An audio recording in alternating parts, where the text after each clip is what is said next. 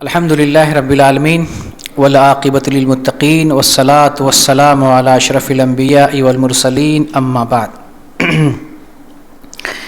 عزیز دوستو اور اسلامی بھائیوں، ابھی ہم لوگ طہارت کے مسائل پڑھ رہے ہیں اور طہارت کے مسائل میں آج خواتین سے متعلق مسائل پڑھیں گے جن کا تعلق حیض سے، نفاس سے اور استحاضہ سے ہے۔ اور چونکہ طہارت کا مسئلہ تعلق رکھتا ہے عبادت سے، اس لیے ان مسائل کو آدمی اچھے ڈھنگ سے سمجھنے کی کوشش کرتا ہے۔ بطور خاص جن کا مسئلہ ہے، عورتوں کو ان مسائل کو جاننا ہے۔ عبادت سے تعلق رکھنے والا یہ مسئلہ ہے، اور مسئلہ نہ جاننے کی وجہ سے عورتیں تردد میں رہتی ہیں۔ کبھی تو نہاتی نہیں کئی دن تک، کبھی وہ تردد میں رہتی ہیں، نماز پڑھیں نہ پڑھیں، روزہ رکھیں نہ رکھیں، ہماری عبادت کا دن کب سے شروع ہوگا، ہماری طہارت کا دن کب سے شروع ہو رہا ہے۔ بہت ساری عورتیں اس میں کنفیوز رہتی ہیں، اور اس میں بڑی بات یہ ہے کہ وہ مسئلہ ہے جس کے بارے میں وہ کسی سے سوال بھی نہیں کر پاتی ہیں، شرم محسوس کرتی ہیں کہ یہ مسئلہ کیسے پوچھا جائے، یعنی یہ مسئلہ جو ہے مخفی مسئلہ ہے، اس کو نہیں پوچھنا چاہیے، ایسا محسوس کرتی ہیں۔ جبکہ عبادت سے متعلق مسئلہ ہے، اس کو جاننا اور سمجھنا بہت ضروری ہے تاکہ وقت سے عبادت شروع کی جا سکے اور عبادت کا اور طہارت کا صحیح طور پر خیال کیا جا سکے۔ تو آج جو مسئلہ سمجھیں گے وہ ہے حیض سے متعلق، نفاس سے متعلق اور استحاضہ سے متعلق۔ جیسے عورتوں کو سمجھنا ہے ویسے مردوں کو بھی جاننا ہے تاکہ ان کے ماتحت میں جو لوگ ہیں ان کو یہ مسئلہ سمجھا سکیں۔ تو یہ مسئلہ جہاں مردوں کو جاننا ہے وہیں پر عورتوں کو بھی یہ مسئلہ سمجھنا ہے، اور عورتوں سے متعلق تو یہ مسائل ہیں ہی۔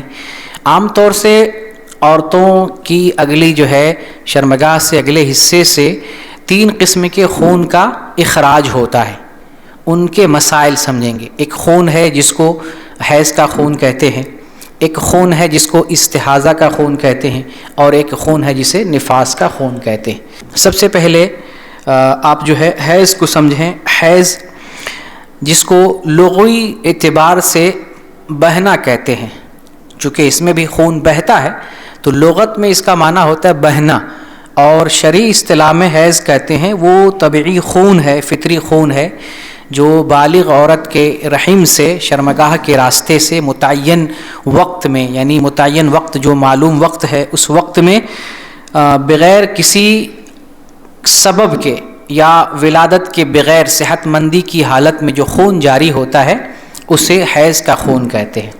حیض کا خون ماہانہ پابندی کے ساتھ طبعی طور پر عورت کی شرمگاہ سے بغیر کسی سبب کے اور بغیر ولادت کے اخراج ہوتا ہے۔ صحت مندی کی حالت میں بیماری والا خون الگ ہوتا ہے، لیکن یہ صحت مندی کی حالت میں ماہانہ پابندی کے ساتھ اس خون کا اجرا ہوتا ہے، اخراج ہوتا ہے، اسے حیض کہتے ہیں۔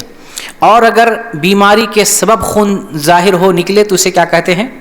استحاضہ کہتے ہیں۔ اس کو سمجھیں، بیماری کے سبب خون نکلے تو اسے استحاضہ کہتے ہیں۔ بغیر بیماری کے، بغیر ولادت کے اور بغیر کسی سبب کے صحت مندی میں متعین وقت میں اگر خون کا اخراج ہوتا ہے تو وہ حیض کہلاتا ہے، اور بیماری کے سبب ہو تو استحاضہ کہلاتا ہے، اور اگر ولادت کے سبب ہو تو نفاس کہلاتا ہے۔ یہی 3 قسم کے خون کا اخراج ہوتا ہے اگلے حصے سے۔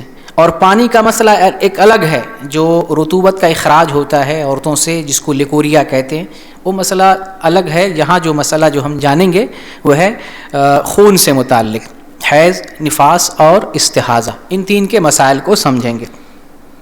تو پہلے آپ نے خون کو سمجھ لیا، 3 ٹائپ کا خون ہوتا ہے، اور اس خون کی پہچان نہ ہونے کی وجہ سے عورتوں کے اندر تردد ہوتا ہے پاکی حاصل کرنے میں، نماز کی ابتدا کرنے میں اور روزہ رکھنے میں۔ وہ سمجھ نہیں پاتی ہیں، بطور خاص استحاضہ میں اور حیض میں فرق نہیں کر پاتی ہیں بہت ساری عورتیں، اور وہ مسائل نہ جاننے کی وجہ سے اگر مسائل کو سمجھنے کی کوشش کریں، اور انشاءاللہ میں مثال دے کر آسان اسلوب میں سمجھانے کی کوشش کروں گا کہ آپ اس مسئلے کو اچھے سے سمجھ سکیں۔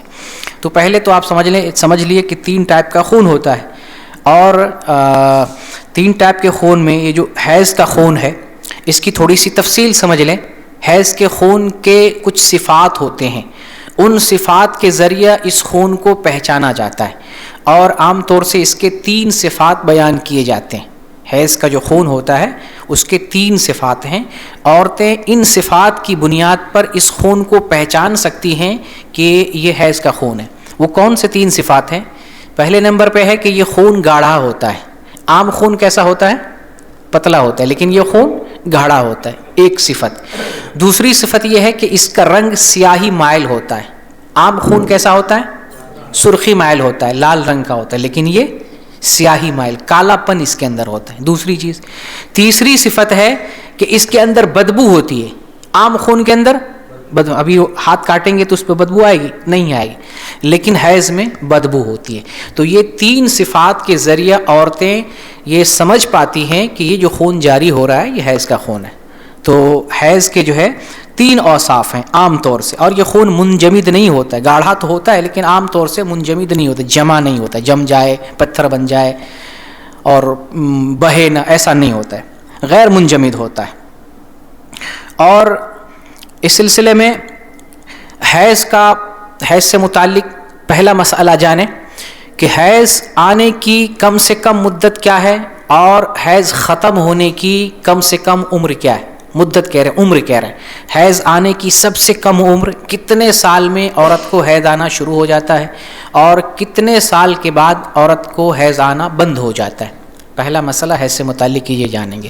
اس سلسلے میں الفقہ المیسر سے جہاں سے میں درس دے رہا ہوں، مصنف نے قول ذکر کیا ہے، سیدہ عائشہ رضی اللہ تعالیٰ عنہ کا قول ہے۔ وہ بیان کرتی ہیں کہ 9 سال سے جو ہے حیض کی ابتدا ہو جاتی، 9 سال سے پہلے حیض نہیں آتا ہے، 9 سال سے حیض کی ابتدا ہو جاتی ہے۔ اور ترمذی کے اندر حدیث ہے 1109 نمبر کی، سیدہ عائشہ رضی اللہ تعالیٰ عنہ کا قول ہے، اذا بلغت الجاریہ 9 سنین فہی امرأہ، کہ جب عورت یا لڑکی 9 سال کو پہنچ جائے تو وہ عورت کے حکم میں ہے، یعنی جب بچہ یا بچی 9 سال کی عمر کو پہنچ جائے تو وہ عورت کے حکم میں، لیڈی کے حکم میں ہے۔ اس سے جو ہے یہ مسئلہ نکالتے ہیں کہ 9 سال سے پہلے حیض نہیں آتا ہے۔ لیکن جب اس قول کی حقیقت دیکھتے ہیں، سندن اس قول کی تحقیق کرتے ہیں، تو پتہ چلتا ہے کہ یہ قول ضعیف ہے، اس سے استدلال نہیں کیا جائے گا۔ شیخ البانی نے ذکر کیا ہے کہ اس سلسلے میں مرفوع روایات بھی ہیں، یعنی رسول اللہ صلی اللہ علیہ وسلم سے بھی مرفوع چیز موجود ہے، لیکن ثابت نہیں ہے۔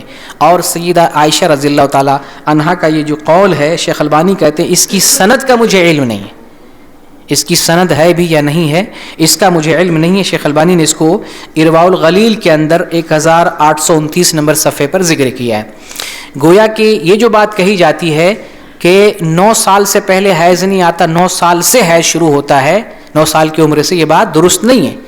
9 سال سے پہلے بھی حیض آ سکتا ہے، جب سے حیض آنے لگے حیض کا اعتبار کیا جائے گا، 9 سال کا اعتبار نہیں کیا جائے گا۔ مصنف نے زیادہ سے زیادہ عمر تک حیض آنے کی جو عمر لکھا ہے انہوں نے وہ 50 سال ہے، کہ 50 سال کے بعد عورت کو حیض نہیں آتا۔ اس سلسلے میں بھی سیدہ عائشہ رضی اللہ تعالیٰ عنہ کا قول ذکر کیا ہے۔ وہ قول اس طریقے سے ہے، اذا بلغت المرأة 50 سنہ خرجت من حد الحیض، کہ جب عورت 50 سال کو پہنچ جائے تو حیض کی حد سے وہ نکل جاتی ہے، اب اسے حیض نہیں آتا۔ لیکن جب اس قول کی حقیقت کا پتہ لگاتے ہیں تو پتہ چلتا ہے کہ یہ قول ثابت نہیں ہے، شیخ البانی کی نظر میں یہ قول ثابت نہیں ہے۔ تو یہ جو کم سے کم عمر 9 سال سے جو ہے حیض آتا ہے یہ بھی ثابت نہیں ہے، یا 50 سال تک حیض آئے گا اس کے بعد حیض نہیں آئے گا، یہ قول بھی سیدہ عائشہ رضی اللہ تعالیٰ عنہ سے ثابت نہیں ہے۔ شیخ البانی نے ان دونوں قول کو غیر ثابت مانا ہے۔ اس سلسلے میں خلاصہ یہ ہے کہ اس بات کی کوئی تحدید نہیں ہے کہ حیض کب سے آنے لگ جائے، کم سے کم عمر کیا ہے اس کی کوئی تحدید نہیں ہے، اور اس بات کی بھی کوئی تحدید نہیں ہے کہ زیادہ سے زیادہ کب تک حیض آئے گا، اس بات کی بھی شرعی طور پر کوئی ثابت شدہ دلیل نہیں ہے۔ لہٰذا اس سلسلے میں صحیح راجی اور صحیح موقف یہ ہے کہ جب سے عورت کو حیض آنے لگ جائے تب سے حیض کا اعتبار کیا جائے گا۔ 8 سال سے اگر حیض آنے لگے، اور میڈیکلی اور آج کے زمانے میں معلوم ہو رہا ہے، پتہ چل رہا ہے کہ 8 سال سے بھی عورتوں کو حیض شروع ہو جاتا ہے، تو اگر 8 سال سے بھی حیض شروع ہو جائے تو حیض کا اعتبار کیا جائے گا، اور 50 سال کے بعد بھی اگر حیض آنے لگے تو اس کا بھی اعتبار کیا جائے گا، حیض آنے کا اعتبار کیا جائے گا، کیونکہ اللہ اور اس کے رسول نے حیض کم سے کم عمر کیا ہے حیض کی یا زیادہ سے زیادہ کیا عمر ہے، اس کی تحدید اللہ اور اس کے رسول نے نہیں فرمائی ہے۔ یہ پہلا مسئلہ تھا۔ اس سلسلے میں دوسرا مسئلہ ہے کہ حیض کی کم سے کم اور زیادہ سے زیادہ مدت کیا ہے۔ یہ تو عمر آپ نے جانا کہ کتنی عمر سے ابتدا ہوتی ہے، کتنی عمر میں جا کر ختم ہو جاتی ہے، اس سلسلے میں کوئی تحدید نہیں ہے۔ کم سے کم مدت کیا ہے، یعنی کتنے دن تک حیض آ سکتا ہے کم سے کم، اور زیادہ سے زیادہ کتنے دن تک حیض آ سکتا ہے، اس سلسلے میں شریعت میں کیا ثبوت ملتا ہے؟ تو اس سلسلے میں شریعت میں کوئی تحدید نہیں ہے، کم سے کم کی کوئی تحدید نہیں ہے، زیادہ سے زیادہ کی بھی کوئی تحدید نہیں۔ بعض علماء نے کہا کم سے کم 3 دن آئے گا حیض آئے گا، اور زیادہ سے زیادہ جو ہے 10 دن تک حیض آئے گا۔ اس بات کی کوئی ٹھوس دلیل نہیں ہے، یہ محض قول ہے۔ اس لیے اس سلسلے میں یہ کہا جائے گا کہ جب تک حیض آئے کم سے کم وہی مقدار ہے، کم سے کم کے لیے بھی وہی مقدار ہے، زیادہ سے زیادہ کے لیے وہی مقدار ہے۔ جب تک حیض آئے حیض کا اعتبار کیا جائے گا، کم کے لیے بھی اور زیادہ کے لیے بھی، اس کی کوئی تحدید نہیں ہے۔ لیکن اس میں تیسرا مسئلہ یہ ہے کہ حیض کا عمومی اعتبار یا عام حالت جو حیض کی ہوتی ہے وہ 6 یا 7 دن ہے۔ یہ جو تیسرا مسئلہ حیض سے متعلق بتا رہا ہوں، عام طور سے جنرلی عالمی طور پر عام طور پر جو خواتین کو حیض کا مینس کا جو خون جاری ہوتا ہے عام طور پر اس 6 یا 7 دن ہوتا ہے، اور اس سلسلے میں صحیح اور ثابت شدہ دلیل ملتی ہے۔ چنانچہ اس سلسلے میں دلیل ہے، ایک خاتون ہے رسول اللہ صلی اللہ علیہ وسلم کے زمانے میں، حمنہ بنت جہش رضی اللہ تعالی عنہا، ان کو استحاضہ کی شکایت تھی، تو رسول اللہ صلی اللہ علیہ وسلم نے ان سے فرمایا تھا کہ اللہ کے علم کے مطابق تم 6 دن یا 7 دن حیض کے گزارو، اس کے بعد غسل کرو، پھر نماز کی ابتدا کرو، جیسی دوسری عورتیں حیض کے لیے دن گزارتی ہیں، پاک ہوتی ہیں اور اپنے ایام کا اعتبار کرتی ہیں، تم بھی 6 یا 7 دن، چونکہ استحاضہ کی شکایت تھی، آپ نے کہا کہ 6 یا 7 دن حیض کے گزارو، اس کے بعد غسل کر کے نماز کی پابندی شروع کر دو۔ تو اس حدیث سے ہمیں معلوم ہوتا ہے کہ حیض کی عمومی حالت جنرلی عام طور سے عورتوں کو 6 یا 7 دن حیض آتا ہے، 6 دن یا 7 دن، یہ ایک عام دلیل ملتی ہے، لیکن کم سے کم اور زیادہ سے زیادہ کی کوئی شریعت میں تحدید نہیں ہے۔ یہ جو ابھی حمنہ بنت جہش میں نے بتایا، حمنہ بنت جہش رسول اللہ صلی اللہ علیہ وسلم کی ایک زوجہ محترمہ ہے، زینب بنت جہش رضی اللہ تعالی عنہا، یہ ان کی بہن ہے حمنہ بنت جہش، ان کو استحاضہ کی شکایت تھی، اور زینب رضی اللہ تعالی عنہا، زینب بنت جہش رسول اللہ صلی اللہ علیہ وسلم کی بیویوں میں سے وہ بیوی ہیں جو بہت فخر کرتی ہیں کہ میرا نکاح اللہ تعالیٰ نے 7 آسمان سے کیا ہے۔ یہ بات نے شاید آپ نے سن رکھی ہو، میرا نکاح اللہ رب العالمین نے 7 آسمان سے کیا۔ زینب بنت جہش یہ پہلے رسول اللہ صلی اللہ علیہ وسلم کے منہ بیلے بیٹے زید بن حارثہ کی زوجیت میں یہ تھیں، پھر انہوں نے طلاق دے دیا، طلاق کے بعد پھر عدت گزار کر رسول اللہ صلی اللہ علیہ وسلم نے ان سے نکاح کیا، اور اس کے پیچھے ایک پس منظر ہے، کافی بات طویل ہو جائے گی۔ زمانے جاہلیت میں متبنہ کو، لے پالک کو میراث میں حصہ دیا جاتا تھا، حقیقی بیٹا مانا جاتا تھا، لیکن اسلام نے اس کا انکار کیا کہ نہیں، اسلام میں اس کی کوئی حیثیت نہیں، متبنہ میراث میں حقدار نہیں ہوتا ہے، لے پالک حقیقی اولاد نہیں ہے، اسلام نے اس کا انکار کیا۔ اور اس میں سب سے بڑی بات یہ ہے کہ رسول اللہ صلی اللہ علیہ وسلم نے یعنی اپنے منہ بیلے بیٹے کی جو بیوی تھی ان سے آپ نے نکاح کر کے یہ جو جاہلی تصور ہے، جاہلی اعتقاد ہے، اس کا آپ نے خاتمہ فرمایا تھا۔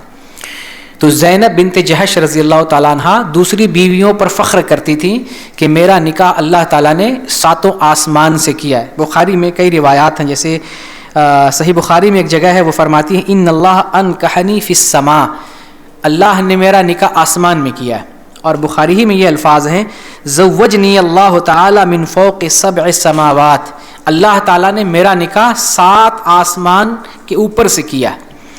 یہ نکاح کیسے ہوا؟ یہ نکاح اللہ کے حکم سے ہوا، ایسا نہیں کہ وہاں محفل لگی تھی، بارات آئی تھی، لوگ جو ہے گھوڑے پہ بیٹھ کے آئے تھے، پھر محفل جمی تھی اور ایک جو ہے دیگ چڑھی تھی، وہ نہیں، اللہ کا حکم ہی نکاح، اللہ نے حکم دیا فلاں سے نکاح کر لو، یہ نکاح کا یہ معنی ہے. نکاح کا یہ معنی نہیں کہ آسمان پر کوئی میٹنگ بیٹھک اس طرح کی کوئی بات. اللہ نے آسمان سے حکم نازل کیا کہ فلاں سے آپ شادی کر سکتے ہیں، شادی کر لیں. یہ ہے آسمان سے نکاح کا ہونا. یہاں یہ بات بھی ہمیں معلوم ہوتی ہے کہ اللہ رب العالمین کہاں ہے؟ آسمان پر ہے. دوسری روایت میں نے بتایا 7 آسمان کے اوپر ہے. گویا کہ اللہ رب العالمین ہر جگہ نہیں ہے. دیکھیں جتنے بھی نصوص پڑھیں گے قرآن میں، حدیث میں، ان تمام نصوص سے ہمیں یہ معلوم ہوتا ہے کہ اللہ رب العالمین 7 آسمان کے اوپر بلند ہے. اللہ ہر جگہ نہیں ہے. اللہ اپنے وجود اور اپنی ذات کے اعتبار سے 7 آسمان کے اوپر مستوی، عرش پر مستوی. یہ ہمارا عقیدہ ہونا چاہیے. یہ عقیدہ نہ ہو کہ اللہ تعالیٰ ہر ذرے میں ہے، ہر کنکر میں ہے، ہر جگہ ہے، ہر دل میں ہے، ہر آتما میں ہے، ہر نور میں ہے، ہر جگہ ہے. یہ صوفیانہ عقیدہ ہے اور غلط عقیدہ ہے. اہل سنت کا عقیدہ قرآن اور حدیث کے مطابق یہ ہے کہ اللہ رب العالمین 7ویں آسمان کے اوپر ہے. تو جو مسئلہ میں بیان کر رہا تھا وہ یہ ہے کہ عورتوں کو عام طور پر جو حیض آتا ہے کتنے دن آتا ہے؟ 6 اور 7 دن آتا ہے عام طور سے. یہ مسئلہ آپ نے سمجھ لیا. اب یہاں حیض سے متعلق ایک اور مسئلہ جان لیں کہ حیض سے پاک ہونے کی علامت کیا ہے، اور یہ اہم مسئلہ ہے. عورتوں کو یہ خون کی ابتدا ہو رہی ہے تو جان رہی ہے کہ حیض آنا شروع ہو گیا.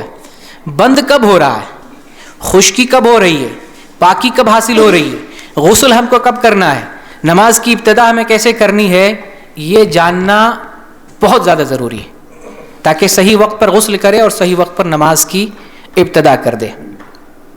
تو حیض سے پاکی حاصل ہونے کا طریقہ کیا ہے، یا پاک ہونے کو ہم کیسے جان سکتے ہیں حیض سے عورت پاک ہو رہی ہے؟ پہلا طریقہ، 2 طریقے کے ذریعے عورت جان سکتی ہے کہ وہ پاک ہو رہی ہے اور طہارت کی حالت میں وہ آ چکی ہے، پاکی حاصل ہو گئی. پہلی حالت یہ ہے کہ جب عورت کے حیض کی مدت ختم ہو جائے، 6 یا 7 دن یا جتنا دن حیض آئے، حیض کی مدت ختم ہو جائے تو سفید پانی کا اخراج ہوتا ہے، سفید رطوبت کے اخراج ہوتا ہے. تو اس سے یہ ظاہر ہوتا ہے کہ عورت حیض سے پاک ہو گئی ہے. اب وہ غسل کر لے اور نماز کی ابتدا کرے. یہ پہلا طریقہ بتا رہا ہوں، پہلی علامت. نبی کریم صلی اللہ علیہ وسلم کے زمانے میں عورتیں سیدہ عائشہ رضی اللہ تعالیٰ عنہ کے پاس ڈبیا میں، کٹورے میں کرسف لاتی تھیں. کرسف عربی لفظ ہے. کرسف بولتے ہیں خون کو روکنے کے لیے، حیض کے خون کو روکنے کے لیے روئی یا کپڑے کا ٹکڑا استعمال کیا جاتا تھا شرمگاہ پر تاکہ خون رک جائے. اسے عربی میں کرسف کہتے ہیں. آج سینیٹری پیڈ کہہ سکتے ہیں، آج کے زمانے میں سینیٹری پیڈ چل رہا ہے.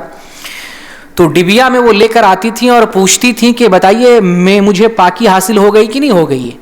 تو سیدہ عائشہ رضی اللہ تعالیٰ عنہ کہتی کہ ٹھہرو ذرا صبر کرو، تم القصۃ البیضاء دیکھو، یعنی سفید رطوبت دیکھ لو تب سمجھو کہ پاک ہو، ورنہ جلد بازی نہ کرو. تو ایک علامت کیا ہے حیض سے پاکی کی، کہ حیض کی مدت ختم ہونے کے بعد سفید پانی کا اخراج ہو جائے. کہ اس بات کی علامت ہے کہ عورت حیض سے پاک ہو گئی ہے، اب اسے غسل کر لینا چاہیے. یہ پہلی علامت بتا رہا ہوں. دوسری علامت حیض سے پاکی کی، ہو سکتا ہے کسی عورت کو سفید پانی کا اخراج نہ ہو، ایسا بھی ممکن ہے، ہر کسی کو آنا ضروری نہیں.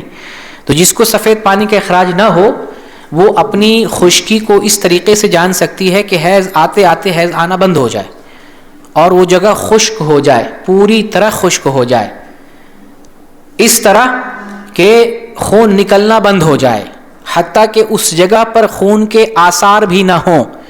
اس کے لیے ضروری ہے کہ عورت اس بات کو متأکد کر لے، تاکید کر لے کہ واقعی پوری طرح خون بند ہو گیا ہے، خون سوکھ چکا ہے، وہاں پر کچھ بھی نہیں ہے. اس کے لیے ضروری ہے کہ وہ پریکٹیکل کر کے دیکھے، روئی کا فاہا بنا کے استعمال کرے اور اپنے جو ہے اگلے حصے میں اندرونی طور پر جو ہے داخل کر کے چیک کر کے دیکھے کہ اس میں کچھ لگ کے آ رہا ہے کہ نہیں آ رہا. اگر اس میں خون لگ کے آ رہا ہے تو ابھی پاکی حاصل نہیں ہوئی ہے. لیکن اگر خون لگ کے نہیں آ رہا ہے، روئی داخل کرنے سے نکالنے کے بعد خشک روئی نکلے، اس میں خون کا دھبا نہ ہو، تو یہ اس بات کی علامت ہے کہ عورت پاک ہو گئی ہے. اب اس کو غسل کر لینا چاہیے اور نماز کی ابتدا کرنی چاہیے. تو 2 طرح سے عورت اپنے آپ کو سمجھ سکتی ہے کہ یہ حیض سے پاک ہو رہی ہے. بات کلیئر ہے؟ اور یہ کافی اہم مسئلہ تھا. بہت سی عورتوں کو یہ بات معلوم نہیں ہوتی ہے کہ ہم پاک کب ہو رہے ہیں. وہ اندازے سے اب 6 دن آیا تو چلو 2 دن اور لگا دیتے, 3 دن اور لگا دیتے, چلو جو ہے 2-4 دن کے بعد نہائیں گے. یعنی عبادت میں ایسے کرتی ہیں, انہیں اس بات کی پرواہ نہیں کہ ایک ایک وقت کی نماز جا رہی ہے اور ایک ایک لمحہ ہمارا ناپاکی میں گزر رہا ہے. یہ عام حالت بتا رہا ہوں. عورتوں میں یہ تصور ہے حیض آنے کے بعد پاکی کے لیے کوئی بھی اہتمام نہیں ہوتا ہے, احتیاط نہیں کیا جاتا. ہاں پاک ہو گیا جلدی سے غسل کر کے نماز کی ابتدا کرے نا. وہ سوچتی چلو اب یہ تو ختم ہوا نا, کل کر لیں گے غسل, پرسوں کر لیں گے غسل, نرسوں کر لیں گے غسل. تو اندازے سے ایسے ہی غسل کرتے 2 دن 3 دن کے بعد. یہ بہت بڑی بھول ہے, عبادت سے غفلت ہے, لاپرواہی ہے. اتنی بڑی غفلت ہے کہ آپ اندازہ نہیں لگا سکتے ہیں کہ عورتوں کو ویسے بھی ناقصات العقل والدین کہا گیا. ناقصات العقل والدین یعنی عقلی طور پر ناقص, دین کے اعتبار سے ناقص. عقلی طور پر ناقص کیسے؟ کہ عورت کی گواہی, ایک عورت کی گواہی آدھے مرد کے برابر ہے.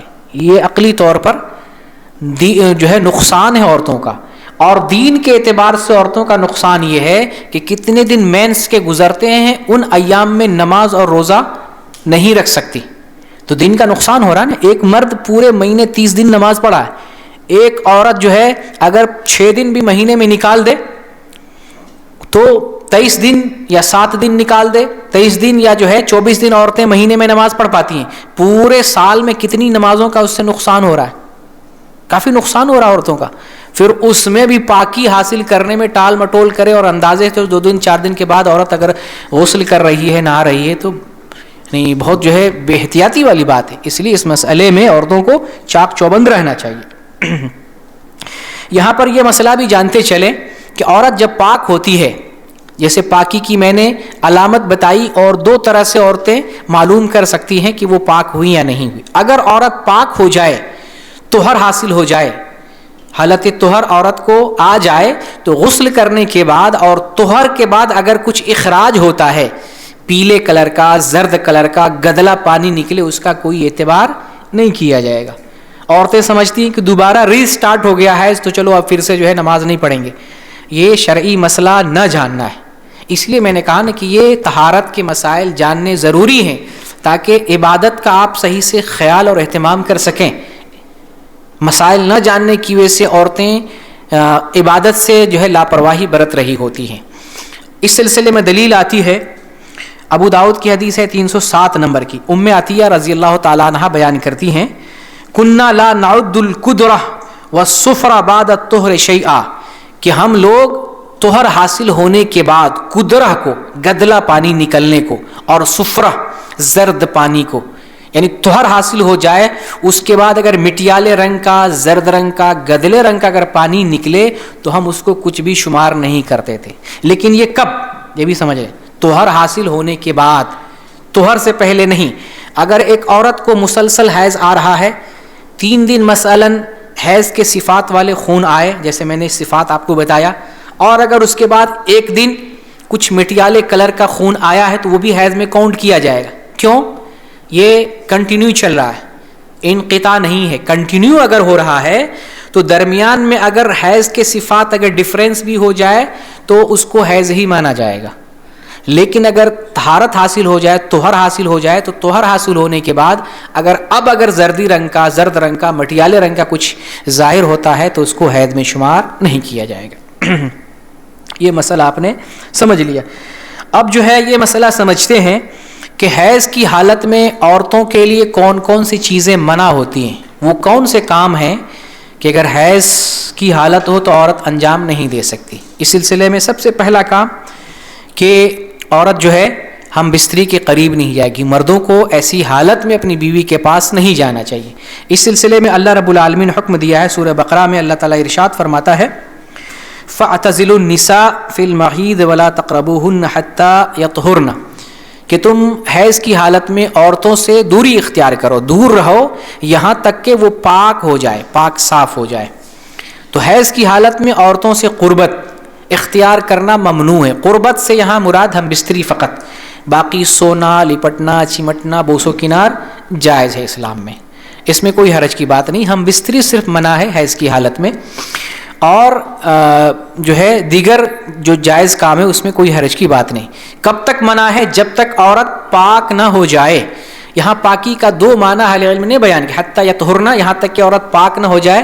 یہاں پر دو معنی بیان کیا جاتا. ایک پاکی یہ ہے کہ عورت کو طہارت حاصل ہو جائے، یعنی حیض آ رہا تھا، حیض کے بعد خشکی حاصل ہو جائے، پاک ہو جائے، اب شوہر اس سے قربت حاصل کر سکتا ہے. بعض نے یہ کہا ہے، لیکن یہ پورے طور پر درست نہیں ہے.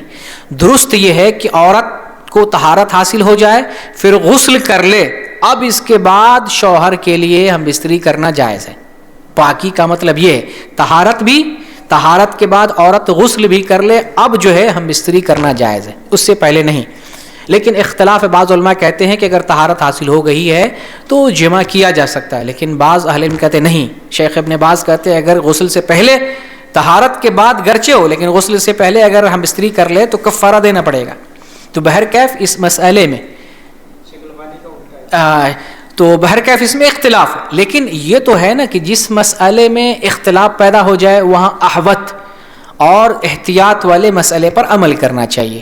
تو احتیاط والا مسئلہ یہ ہے کہ عورت پاک ہو جائے، پاک ہو جائے، اور پاک ہونے کے بعد جب طہارت حاصل کر لے، غسل کر لے، تبھی اس کے قریب ہونا چاہیے. اس میں دوسرا مسئلہ یہ ہے کہ اگر کوئی آدمی حیض کی حالت میں بیوی سے قربت اختیار کر لیتا ہے، یہ کام تو منع ہے بظاہر، اللہ تعالیٰ نے منع کیا، حرام قرار دیا حیض کی حالت میں. لیکن اگر کوئی آدمی جانتے ہوئے یا انجانے پن کی وجہ سے بیوی سے قربت اختیار کر لیتا ہے حیض کی حالت میں، تو اسے کیا کرنا پڑے گا؟ اس سلسلے میں بعض علماء کہتے ہیں کہ واجبی طور پر کفارہ دینا ہے، اور بعض علماء کہتے ہیں کہ واجبی نہیں ہے، اگر دینا چاہے تو کفارہ دے سکتا ہے. لیکن صحیح ہے کہ کفارہ اسے دینا چاہیے، اور ساتھ ساتھ توبہ بھی کرنا چاہیے، کیونکہ وہ اللہ کے حکم کی مخالفت کر رہا ہے. اللہ تعالیٰ نے جس کام سے منع کیا ہے وہ کام کر رہا ہے. تو اگر حیض کی حالت میں ہم بستری ہو جائے تو اسے توبہ بھی کرنا چاہیے، اور ساتھ ساتھ کفارہ کا بھی ذکر آیا. چنانچہ سنن نسائی کی حدیث ہے 290 نمبر کی، جسے شیخ البانی نے صحیح قرار دیا ہے. عبداللہ ابن عباس رضی اللہ عنہما بیان کرتے ہیں، رسول اللہ صلی اللہ علیہ وسلم کے حوالے سے بیان کرتے ہیں کہ اگر کوئی آدمی اپنی بیوی سے جمع کر لیتا ہے اور وہ عورت حیض کی حالت میں ہو تو 1 دینار یا آدھا دینار صدقہ کرے. تو بعض علماء واجبی طور پر صدقہ دینا، کفارہ دینا جو ہے، کفارہ دینے کا حکم لگاتے ہیں کہ اگر کوئی اس حالت میں اس طرح سے عمل کر لیتا ہے، بستری کر لیتا ہے، تو واجبی طور پر کفارہ ادا کرنا چاہیے، ساتھ ساتھ توبہ بھی کرنا چاہیے. اور یہ دلیل، اس کے علاوہ بھی بہت ساری حدیثیں آتی ہیں. اب یہاں جانتے ہیں 1 دینار یا آدھا دینار صدقہ دینا چاہیے.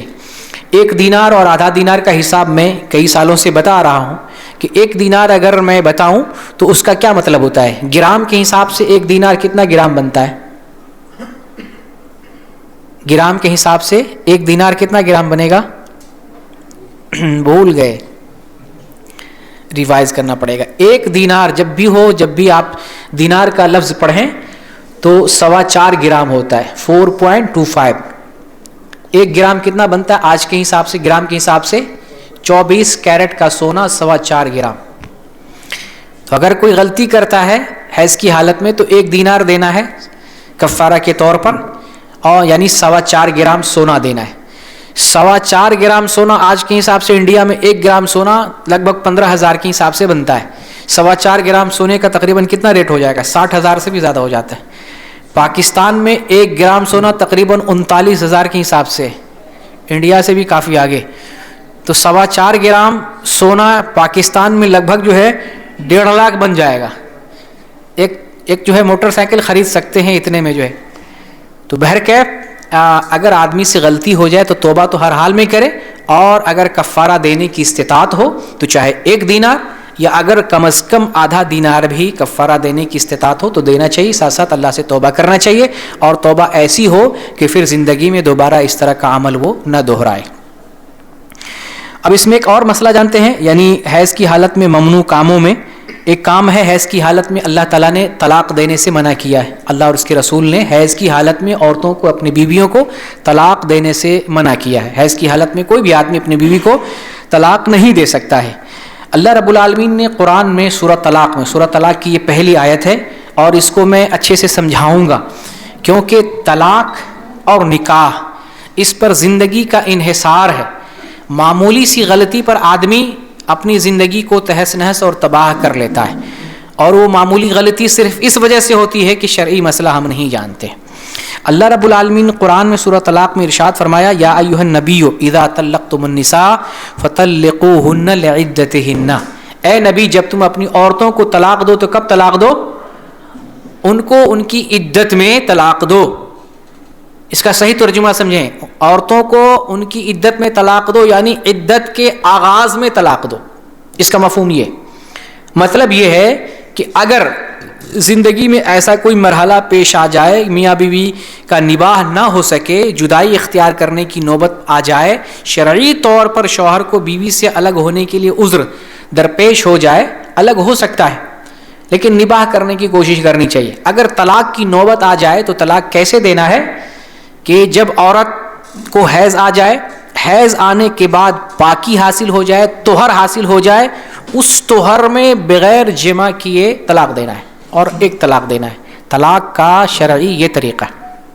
اس سلسلے میں آپ کو حوالہ بتا رہا ہوں، دلیل بتا رہا ہوں، بخاری شریف کے اندر اور بہت ساری حدیث کی کتابوں کے اندر، بخاری کے اندر بھی حدیث ہے، 5251 نمبر کی حدیث ہے، بہت مشہور حدیث ہے، اور اس حدیث کے ذریعے طلاق دینے کا طریقہ بھی سمجھنے کی کوشش کریں گے کہ اللہ نے کیا کہا ہے اور رسول اللہ صلی اللہ علیہ وسلم نے طلاق دینے کا طریقہ ہمیں کیسے سمجھایا ہے۔ عبداللہ ابن عمر رضی اللہ تعالی عنہ نے اپنی بیوی کو حیض کی حالت میں طلاق دے دیا۔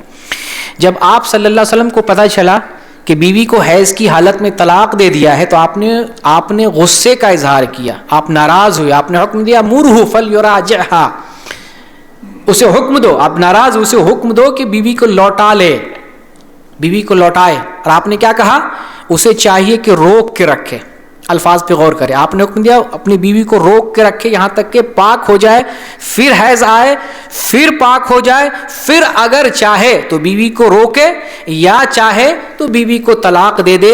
یہی وہ عدت ہے، یہی وہ وقت ہے جس میں اللہ تعالیٰ نے اپنی بیویوں کو طلاق دینے کا طلاق دینے کی اجازت دی ہے۔ طلاق کب دیں گے؟ عورت کو حیض آئے، مینس آئے، مینس سے پاکی حاصل ہو جائے، پاکی حاصل ہونے کے بعد عدت کا جو آغاز ہو رہا ہے، عدت کی ابتدا ہو رہی ہے اور اس میں ہم بستری نہیں ہے، جمع نہیں، اس میں طلاق دینا چاہیے۔ یہ ہے طلاق دینے کا صحیح طریقہ۔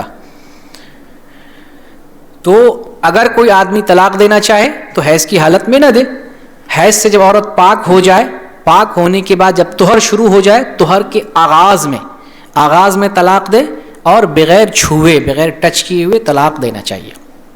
اور اسی کا ذکر اللہ تعالیٰ نے فرمایا طلقوہن لعدتہن، اپنی بیوی کو ان کی عدت میں طلاق دو، یعنی عدت کے آغاز میں، حیض آنے کے بعد طہر کی جو عدت کی ابتدا ہو رہی ہے اس ابتدا میں بغیر چھوئے ہوئے طلاق دینا، یہ طلاق دینے کا طریقہ۔ اور طلاق جو ہے ایک کنڈیشن اور ہے جس وقت دی جا سکتی ہے، وہ ہے حمل کی حالت حمل میں بھی طلاق دے سکتے، اس میں کوئی مسئلہ نہیں ہے، اور طہر میں طلاق دینا ہے، بغیر چھوئے ہوئے طلاق دینا ہے۔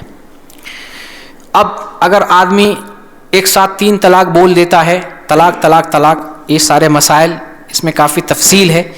اس طریقے سے اگر جو ہے وہ طہر کی حالت ہے اور طہر کی حالت میں اگر کوئی ایک لفظ میں یا جو ہے متعدد الفاظ کے ذریعے بیوی کو 3 طلاق دیتا ہے تو واقع ہونے کے اعتبار سے ایک ہی طلاق واقع ہوگی۔ اگر ایسی طہر میں طلاق دے رہا ہے جس میں چھوا نہیں ہے، اگر یہ کہتا ہے کہ میں بیوی کو طلاق دیتا ہوں یا میں بیوی کو 3 طلاق دیتا ہوں یا میں بیوی کو طلاق دیتا ہوں، ان سارے مسئلے میں بیوی کو ایک طلاق واقع ہوگی، ایک رجعی طلاق واقع ہوگی، اور اگر وہ چاہے تو عدت کے اندر بیوی کو رجوع کر سکتا ہے۔ دوسری طلاق کب وہ دے سکتا ہے؟ دوسری طلاق رجوع کے بعد ہی دے گا، جب تک رجوع نہیں کرے گا عدت میں دوسری طلاق وہ نہیں دے سکتا، اگر دے گا بھی تو وہ طلاق واقع نہیں ہوگی۔ اور دوسری طلاق بھی کب دے گا؟ جب پھر وہی پروسیس، ذہن میں رکھیں پروسیس، حیض آ جائے، پاکی حاصل ہو جائے، بغیر چھوئے طلاق دینا۔ دوسری طلاق بھی، یہ مسائل نہ جاننے کی وجہ سے لوگ جو ہے جلد بازی میں کبھی بھی جو ہے جیسے بندوق تان دیتے ہیں کسی پہ، طلاق بھی جو ہے کہیں پہ بھی تان دیتے نہیں، اس کے لیے حالات ہیں، اس کے لیے اوقات ہیں، اس کا طریقہ ہے، اس طریقے کے اعتبار سے طلاق دینا ہے۔ تو حالت طہر میں طلاق دینا ہے بغیر چھوئے ہوئے. حیض آنے کے بعد جو عدت کا آغاز ہوتا ہے اس آغاز میں بغیر چھوئے ہوئے بیوی کو طلاق دینا ہے. اب یہاں مسئلہ یہ جانتے ہیں حیض کی حالت میں طلاق دینا تو یہ ہمیں معلوم ہو گیا کہ منع، حیض کی حالت میں طلاق نہیں دینا چاہیے. دوسرا مسئلہ یہ اگر کوئی بیوی کو حیض کی حالت میں طلاق دے دیتا ہے تو وہ طلاق ہوگی یا نہیں ہوگی، اس میں علماء کے درمیان اختلاف ہے. اور میرا جو ماننا ہے اور بہت سے علماء کا بھی ماننا ہے کہ حیض کی حالت میں طلاق دینے سے طلاق واقع ہو جاتی، گرچہ ممنوع ہے لیکن طلاق واقع ہو جاتی ہے. کیوں ہو جاتی ہے؟ کیونکہ اب یہ میں الفاظ پڑھ کے بتایا ہوں، بخاری کے الفاظ ہیں مُرْهُ فَلْيُرَاجِعْهَا، آپ اسے حکم دو کہ وہ لوٹائے. لوٹانا کب ہوتا ہے؟ جب واقع ہوتی. طلاق ہی اگر شمار نہ ہوتی تو لوٹانے کا حکم ہوتا؟ نہیں ہوتا. یہ پہلی چیز. دوسری چیز یہ ہے کہ باقاعدہ روایت میں صراحت ہے کہ عبداللہ ابن عمر رضی اللہ عنہ نے اس طلاق کو ایک طلاق شمار کیا. میں حوالہ دیتا ہوں، حوالہ نوٹ کریں، اور وہاں آپ جو ہے دیکھ بھی سکتے ہیں کہ انہوں نے ایک طلاق جو ہے اس کو شمار کیا تھا. صحیح مسلم کے اندر حدیث ہے 1471 نمبر کی. صحیح مسلم، فواد عبد الباقی کا نمبر بتا رہا ہوں. عبداللہ ابن عمر رضی اللہ عنہما نے اس طلاق کو جو انہوں نے طلاق دی تھی ایک طلاق شمار کیا. جب انہوں نے شمار کر لیا تو طلاق ہو گئی نا.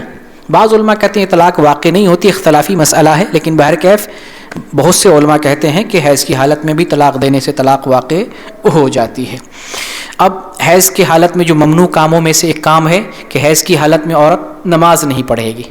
جتنے دن حیض کے ایام ہوتے ہیں ان دنوں میں عورت کو جو ہے نماز سے رک جانا پڑتا ہے. اس کی بہت ساری دلیل ہیں، جیسے ایک حدیث ہے بخاری میں 320 نمبر کی، فاطمہ بنت ابی حبیش رضی اللہ تعالی عنہا، جس کو استحاضہ کی شکایت تھی، رسول اللہ صلی اللہ علیہ وسلم نے حکم دیا تھا کہ جتنے دن تمہیں حیض آئے نماز سے رک جاؤ، جب حیض کے دن ختم ہو جائے غسل کر کے تم نماز کی پابندی کرو. تو حیض کی حالت میں عورتوں کو نماز نہیں پڑھنا ہے، بعد میں ان نمازوں کی قضا بھی نہیں کرنے کی ضرورت ہے. حیض کی حالت میں ایک چیز جو منع ہے وہ روزہ بھی ہے. روزہ کی حیض کی حالت میں عورت روزہ بھی نہیں رکھے گی. اس سلسلے میں کافی سارے دلائل ہیں، اور ایک دلیل یہ بھی ہے جو ابھی میں ذکر بھی کیا، رسول اللہ صلی اللہ علیہ وسلم عید الفطر یا عید الاضحیٰ کے موقع سے آپ نے حکم دیا تھا عورتوں تم صدقہ کرو، تمہاری کافی تعداد میں نے جہنم میں دیکھی ہے. پھر آپ نے یہ بھی کہا تھا کہ عورتیں جو ہے ناقص العقل ہوتی ہے، عورتیں ناقص الدین ہوتی. آپ سے سوال کیا گیا ایسا کیسے؟ عورت کیسے عقلی اعتبار سے کمزور ہے یا دین کے اعتبار سے کیسے کمزور ہے؟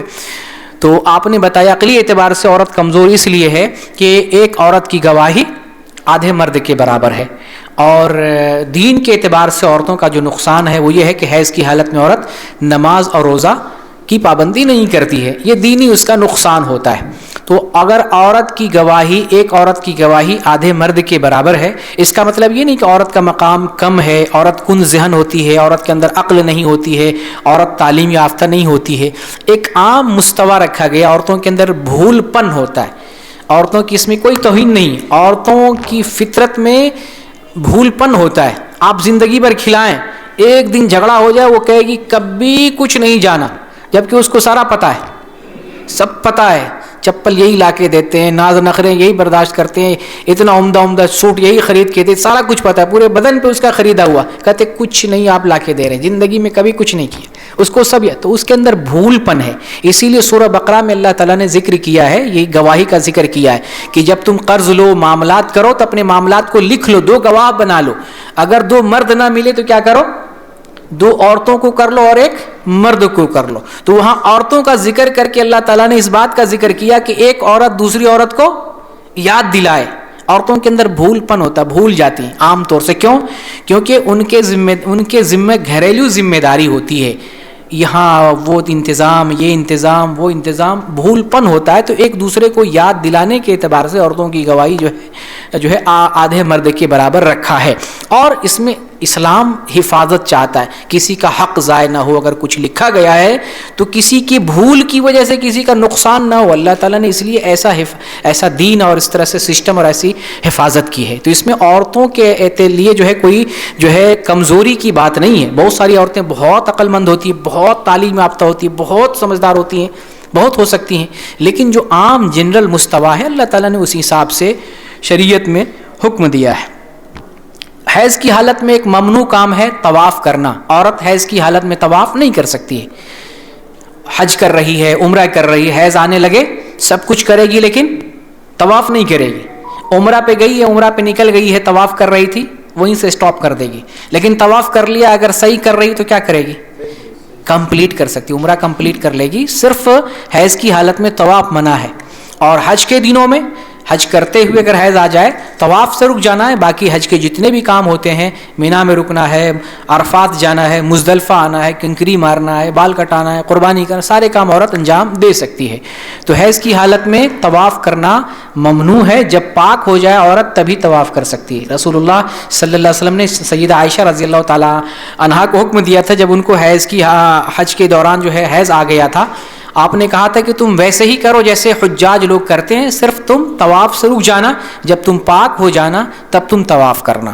تو حیض کی حالت میں طواف بھی ممنوع ہوتا ہے. اسی طرح سے یہ بھی مسئلہ سمجھ لیں کہ بغیر وضو کے بھی طواف نہیں کرنا چاہیے، وضو کر کے طواف کرنا چاہیے. اگر کسی کا وضو ٹوٹ جائے تو بعض علماء کہتے ہیں کہ کوئی حرج نہیں، کمپلیٹ کر لے، لیکن درست اور صحیح یہی ہے کہ پاکی کا خیال کرنا چاہیے، وضو کر کے کرنا چاہیے. وضو ٹوٹ جائے دوبارہ وضو کر لیں، اور جو آپ نے پہلے طواف کیا تھا وہ آپ کا باقی رہے گا، اور جو باقی بچا ہوا حصہ ہے وہ حصہ آپ کمپلیٹ کریں گے.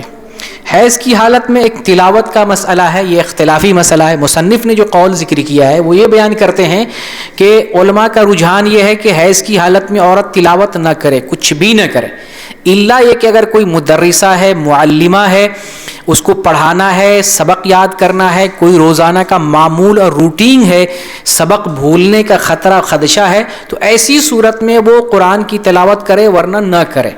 یہ مصنف نے قول ذکر کیا. ویسے یہ مسئلہ اختلافی ہے، اور اس سلسلے میں سمجھتا ہوں جو ہے قول یہ بھی ہے، بلکہ میں اسی کو اپنی نظر میں معتبر سمجھتا ہوں کہ حیض کی حالت میں عورت قرآن کی تلاوت کر سکتی ہے. اللہ تعالیٰ نے کہیں پر بھی عورتوں کے لیے حیض کی حالت میں قرآن پڑھنے کی کو منع نہیں کیا. رسول اللہ صلی اللہ علیہ وسلم نے بھی کہیں پر بھی منع نہیں کیا. اس سلسلے میں کوئی صحیح اور صریح روایت نہیں ملتی ہے. جب دلیل نہیں ملتی ہے تو عورت حیض کی حالت میں قرآن کی تلاوت کر سکتی ہے. اور ایک عورت بھی ضرورت مند ہے قرآن کی تلاوت کے لیے، ضرورت بھی ہے، روزانہ کا معمول بھی ہے، اور ایک مسلمان کو سابقہ بھی پڑتا ہے. قرآن تو وہ چیز ہے جسے ہمیشہ پڑھنا ہے. قرآن تو وہ چیز ہے جس کو ہم سوتے اٹھتے جاگتے، صبح کے ذکر کے طور پر، شام کے ذکر کے طور پر، سونے کے اذکار کے طور پر، کتنی ساری آیات ہیں، کتنی ساری صورتیں ہیں جنہیں مردوں کو پڑھنا ہے. تو کیا عورتیں سوتے ہوئے جاگتے ہوئے صبح شام اور سونے کے اذکار نہیں پڑھیں گی؟ حیض کی حالت میں بھی پڑھیں گی اور پڑھ سکتی، اس میں کوئی حرج کی بات نہیں، عورتیں پڑھ سکتی ہیں. اگر بچ رہی ہیں تو گناہگار نہیں ہیں. لیکن اگر کوئی عورت اس دوران بھی مینس کی حالت میں بھی قرآن کی تلاوت اگر کرے، کوئی حرج کی بات نہیں. رسول اللہ صلی اللہ علیہ وسلم کے بارے میں آتا ہے کہ آپ صلی اللہ علیہ وسلم ہمیشہ ہر حال میں اللہ کا ذکر کیا کرتے تھے. یہ سب سے بڑی دلیل ہے کہ عورتیں بھی ہمیشہ ہر حال میں اللہ کا ذکر کر سکتی. رسول اللہ تو سب کے لیے آئے تھے، رسول اللہ ہمارے لیے قدوہ و اسوہ ہیں. جب رسول نے ہر حال میں اور ہر حالت میں اللہ کا ذکر کیا ہے تو عورتیں بھی ہر حال میں اللہ کا ذکر کر سکتی ہیں، اس میں کوئی حرج کی بات نہیں. جو ایک اگلا مسئلہ ہے وہ یہ ہے کہ حیض کی حالت میں عورت مصحف کو ٹچ کر سکتی ہے یا نہیں، مصحف کو چھو سکتی ہے کہ نہیں. تو اس سلسلے میں صحیح اور راجح یہی ہے کہ ڈائریکٹلی عورت کو حیض کی حالت میں مصحف نہیں چھونا چاہیے ڈائریکٹلی. لیکن اگر انڈائریکٹلی اگر پکڑنا چاہے، چھونا چاہے، تو اس میں کوئی حرج کی بات نہیں ہے. انڈائریکٹلی کا مطلب کوئی آڑ کے ذریعے ہاتھ میں دستانہ لگا لے یا قرآن پر جزدان لپٹ دے، چاہے ہاتھ میں جو دستانہ پہن لے یا قرآن پر جزدان لپٹ لے، تو ایسی صورت میں عورت حیض کی حالت میں قرآن کو پکڑ سکتی ہے، اس میں کوئی حرج کی بات نہیں ہے. امام بخاری رحمۃ اللہ علیہ نے صحیح بخاری میں کتاب الحیض کے تحت ایک اثر ذکر کیا ہے. ابو وائل ہیں، ابو وائل اپنی خادمہ کو قرآن دیکھ کر قرآن کے ساتھ بھیجتے ہیں، اور یہ حیض کی حالت میں ہوتی ہیں اور قرآن جزدان میں لپٹا ہوا ہوتا ہے. ابو وائل اپنی خادمہ کو ابو رزین کے پاس بھیجتے ہیں جبکہ یہ حیض کی حالت میں ہوتی ہیں. اس سے اہل علم نے دلیل پکڑی ہے کہ اگر آڑ ہو، چاہے قرآن کو جزدان میں لپٹ دیں یا ہاتھ میں دستانہ لگا لیں، تو عورتیں قرآن کو ٹچ کر سکتی ہیں، چھو سکتی ہیں، اس میں کوئی حرج نہیں ہے. باقی لیپ ٹاپ میں قرآن ہو یا موبائل میں قرآن ہو، اگر اس پہ انگلی کے ذریعے ٹچ کرتے ہیں، ہاتھوں سے ٹچ کرتے ہیں، تو وہ مصحف کے حکم میں نہیں، اس کا کوئی ایشو نہیں ہے. موبائل کے ذریعہ قرآن کی آیت کو ایسے جو ہے ٹچ کرتے ہیں، گھماتے ہیں، اسکرول کرتے ہیں، اس میں کوئی حرج کی بات نہیں، کیونکہ مصحف وہ ہے جو دفتیوں کے درمیان ہمارے ہاتھوں میں ہوتا ہے، اور موبائل میں جو کچھ ہے وہ ایپ ہے، اپلیکیشن ہے، وہ مصحف کے حکم میں نہیں ہے. ایک اور مسئلہ حیض کی حالت میں عورتوں کے لیے وہ ہے مسجد میں ٹھہرنے کا. حیض کی حالت میں عورت مسجد میں نہیں ٹھہر سکتی، جیسے جنبی نہیں ٹھہرے گا ویسے ہی عورت حیض کی حالت میں مسجد میں نہیں ٹھہر سکتی ہے۔ اگر مرور ہو، گزر ہو، کوئی مسجد راستہ ہو، گزرنا ہو، کوئی ضروری چیز ہو تو گزر سکتی ہے، وہ بھی اس وقت جب جو ہے خون گرنے کا اور زمین آلودہ نہ ہونے کا خطرہ ہو، یعنی نہ ہو سکتا ہو۔ لیکن اگر زمین اور جگہ آلودہ ہو سکتی ہو تو تب گزرنا بھی ممنوع ہے، باقی ٹھہرنا تو ممنوع ہے۔ عورت درس کے لیے یا ذکر و اذکار کے لیے، اعتکاف کے لیے یا کسی اور کام کے لیے مسجد میں جا کر حیض کی حالت میں نہیں بیٹھ سکتی۔ بہت ساری عورتیں انجانے پن میں یا شرعی مسئلہ نہیں جان کر مسجدوں میں جو دروس ہوتے ہیں، جو بہت ساری تدریسی کام ہوتا ہے، وہاں جا کر بیٹھ جاتے ہیں جبکہ وہ حیض کی حالت میں ہوتی ہے۔ اللہ تعالیٰ نے اس سے منع کیا ہے۔ رسول اللہ صلی اللہ علیہ وسلم جب اعتکاف کی حالت میں مسجد نبوی میں تھے تو سیدہ عائشہ رضی اللہ تعالی عنہا آپ کو کنگھی کرتی تھی حیض کی حالت میں، وہ حیض کی حالت میں ہوتی تھی اور کنگھی کرتی تھی۔ کنگھی کرنے کے لیے وہ مسجد نہیں جاتی تھی۔ کیسے کنگھی کرتی تھی؟ رسول اللہ صلی اللہ علیہ وسلم اپنا سر مبارک مسجد سے باہر کی طرف نکال دیتے تھے اور سیدہ عائشہ رضی اللہ تعالیٰ عنہ اپنے حجرے سے، اپنے گھر سے ہی بالوں میں کنگھی کر دیا کرتی تھی۔ یہ بھی اس بات کی دلیل ہے کہ حیض عورت مسجد میں نہیں جائے گی۔ اگر جانا جو ہے جائز ہوتا تو وہ مسجد میں جا کر کنگھا کر سکتی تھی، لیکن نہیں، وہ اپنے گھر سے ایسا کام کیا کر رہی تھی۔ تو یہ چند کام تھے جو حیض کی حالت میں ممنوع تھے۔ حیض کی حالت میں واجب کیا ہوتا ہے؟ جب حیض ہوتا ہے تو اس میں کون سی چیزیں ضروری ہو جاتی ہیں، کون سی چیزیں واجب ہوتی ہیں؟ پہلی چیز، حیض کی وجہ سے جب حیض کا انقطاع ہو جائے، حیض آنا بند ہو جائے، عورت کے اوپر غسل کرنا ضروری اور واجب ہے۔ جن عورتوں کو نماز ہی نہیں پڑھنا ہو، بہت ساری مسلمان کہلانے والی عورتیں ہوتی ہیں جو نماز کی پابندی نہیں کرتی ہیں، تو وہ تو غسل کا اعتبار نہیں کرتی ہوں گی، ان کو پتہ ہی نہیں کہ غسل بھی کیا جاتا ہے۔ غسل کرنا ضروری ہے، جب حیض سے پاکی حاصل ہو جائے تو اب جو ہے عورت کے لیے غسل کرنا ضروری ہے۔ اسی طریقے سے حیض کی وجہ سے عورت کے لیے بلوغت ثابت ہوتی ہے۔ بلوغت، یہ بھی مسئلہ جانیں، جب عورت کو حیض آنا شروع ہو جائے تو کون سا مسئلہ ثابت ہوتا ہے؟ یہ مسئلہ ثابت ہوتا ہے کہ اب یہ عورت یا یہ لڑکی بالغ ہو گئی، اور بالغ ہونے کا دوسرا کیا مطلب ہوتا ہے؟ دوسرا یہ مطلب ہوتا ہے کہ اب یہ شریعت کا مکلف ہو گئی ہے، اب یہ دین کا مکلف ہو گئی ہے۔ دین کا مکلف ہونے کا کیا مطلب؟ اس کو بھی تھوڑا سمجھیں۔ دین کا مکلف ہونے کا مطلب اب ضروری طور پر پردہ کرنا ہے، ضروری طور پر نماز پڑھنا ہے، ضروری طور پر روزہ رکھنا ہے، ضروری جو بھی ضروری کام ہے دین میں، اس کے لیے ضروری ہو گیا۔ اب دین پر چلنا اس کے لیے ضروری ہو گیا، دین کو فالو کرنا، دین کی پیروی کرنا اس کے لیے ضروری ہے۔ تو احکام شریعت کا مکلف عورت کب ہوتی ہے یا لڑکی کب ہوتی ہے؟ جب حیض آنا شروع ہو جائے۔ حیض آنا شروع ہو جائے اب وہ شریعت کا مکلف ہو گئی، بالغ ہو گئی ہے، بلوغت ثابت ہوتی ہے۔ جیسے کہ حدیث ہے، رسول اللہ صلی اللہ علیہ وسلم فرماتے ہیں لا يقبل اللہ صلاۃ حائض الا بخمار، کہ حائضہ عورت کی نماز اللہ قبول نہیں کرتا جب تک کہ اس کے اوپر اوڑھنی یا چادر نہ ہو، اوڑھنی نہ، دوپٹہ نہ ہو۔ جب عورت بالغ ہو جائے تو اس کو بغیر دوپٹہ کے نماز پڑھنا اس کے لیے جائز نہیں ہے۔ لڑکی ہے، بالغ ہے تو دوپٹہ لے کر نماز پڑھے۔ دوپٹہ لینے کا کیا مطلب ہے؟ جیسے جسم پر کپڑا تو ہے ہی، اپنے سر کو، بالوں کو پورے جو ہے سر کو کور کرنا ہے، چہرہ کھلا رکھے گی۔ اگر اجنبی نہ ہو تو، اجنبی ہو تو چہرہ بھی ڈھکنا ہے، لیکن اجنبی نہ ہو، گھر میں عورت نماز پڑھ رہی ہے تو بغیر دوپٹہ کے عورت کی نماز جائز نہیں۔ عورت نے نماز پڑھا، سر پہ دوپٹہ نہیں تھا، نماز ہوگی کہ نہیں ہوگی؟ نماز نہیں ہوگی، نماز ہوگی ہی نہیں۔ بال کھول کے نماز پڑھ رہی عورت، نماز نہیں ہوگی۔ یہ شرط ہے عورت کی نماز کی صحت کے لیے کہ اس کے اوپر دوپٹہ ہو، اس کا پورا سر بال کور ہو۔ اس حدیث سے دو بات معلوم ہو رہی ہے، ایک یہ کہ عورت بالغ ہو رہی ہے، عورت کی بلوغت ثابت ہے۔ دوسرا یہ ہے کہ اب اس کے لیے جو ہے وہ عورت شریعت کا مکلف ہو رہی، واجبی طور پر جو شریعت کے احکام ہیں اس حکم پر اس کو چلنا ہے۔ اسی طریقے سے حیض سے عدت کا بھی مسئلہ معلوم ہوتا ہے، عدت شمار کی جاتی ہے۔ حیض جس عورت کو آتا ہے، حیض آنے والی عورتوں کے لیے حیض عدت ہے۔ طلاق دی جائے تو اس میں عدت شمار کی جاتی ہے، خلا ہو اس میں عدت شمار کی جاتی ہے، یا جو ہے وفات ہو اس میں عدت شمار کی جاتی۔ تو حیض کا تعلق، یعنی جن عورتوں کو حیض آتا ہے یہ عدت شمار کرنے کے لیے بھی ہے۔ اور اسی طریقے سے حیض سے ایک مسئلہ یہ بھی معلوم ہوتا ہے کہ جب عورت کو حیض آنے لگے تو پتہ چل جاتا ہے کہ اس کا رحم جو ہے خالی ہے، یعنی اس کے اندر کچھ کسی اور کا جو ہے حصہ یا پانی اس کے اندر نہیں ہے، پیٹ خالی ہے۔ اسی لیے جو ہے استبراء رحم کہا جاتا ہے۔ حیض آنے کے بعد جب عورت پاک ہو جاتی ہے ہے طلاق ہو یا اور کوئی مسئلہ ہو، پھر اس کے بعد دوسرے احکام شریعت کے اس پر مرتب ہوتے ہیں۔ تو حیض سے متعلق یہ مسائل تھے۔ اس میں ایک مسئلہ یہ بھی جانتے چلیں کہ حیض سے متعلق ہمارے ماحول اور معاشرے میں بہت ساری غلط فہمیاں ہیں۔ بعض عورتیں سمجھتی ہیں حیض کی حالت میں ہم جو ہے کھانا نہیں پکا سکتے ہیں، حیض کی حالت میں سونے والے بستر پہ نہیں بیٹھ سکتے ہیں، فلاں چیز ٹچ نہیں کر سکتے ہیں۔ یہ سب جاہلی تصور ہے۔ حیض کی حالت میں ایک یہ بھی تصور ہے کہ میت کو غسل نہیں دے سکتے، جبکہ حیض کی حالت میں عورت میت کو غسل بھی دے سکتی ہے، کھانا بنا سکتی ہے، کھا سکتی، سارا کام کر سکتی ہے۔ عبادت میں نماز اور روزہ منع ہے، باقی جو ہے ساری عبادت کا بھی وہ کام کر سکتی، کوئی حرج کی بات نہیں ہے۔ تو یہ جو تصور ہے یہ تو جاہلی تصور ہے۔ یہودیوں کے یہاں جو ہے یہ تصور چلا آ رہا تھا، یہودیوں کے یہاں تصور تھا کہ جو عورت حیض والی ہوتی تھی اس کے ساتھ کھانا نہیں کھایا جاتا تھا، یہودیوں کا تصور تھا۔